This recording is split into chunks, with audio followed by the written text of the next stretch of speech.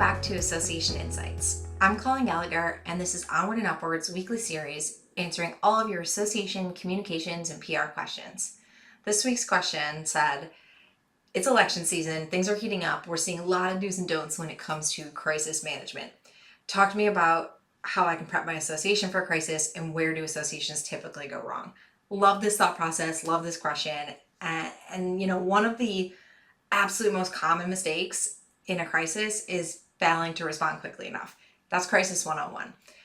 When you're in a crisis, time is of the absolute essence. Delayed responses can lead to speculation, misinformation, and a loss of control over the narrative.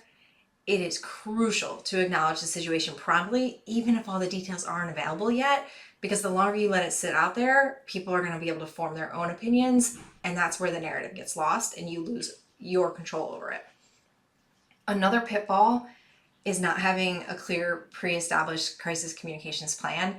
I know we've heard this a million times and it seems like such common sense, and we've heard the expression, the worst time to plan for a crisis is when it's happening. You don't try and plan for the storm when you're in the storm. Yet you would be shocked how many people don't heed that advice. And I don't think it's ill-intentioned, it's just people get busy and so it doesn't happen. Without a plan though, responses can become disjointed or inconsistent, and that confuses both media and your members.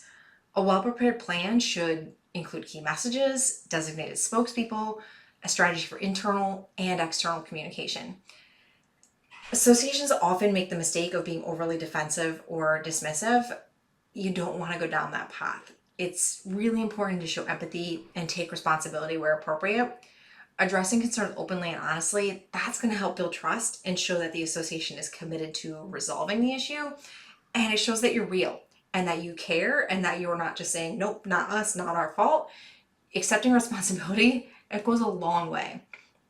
Finally, not keeping stakeholders informed throughout the crisis, that can cause significant damage. Regular updates, even if they're brief, can reassure your members, can reassure the public that you're actively managing the situation. Silence, that can be interpreted as negligence or incompetence, and you don't want either of those. So, responding quickly, having a solid plan, communicating with empathy, and keeping your stakeholders informed, that's how you're going to navigate a crisis more effectively and really protect your association's reputation. With that, thanks for tuning in once again for this week's Association Insights. I'll be back next Friday with more association comms and PR tips, and you can always email us your questions at info@onwardupward.com.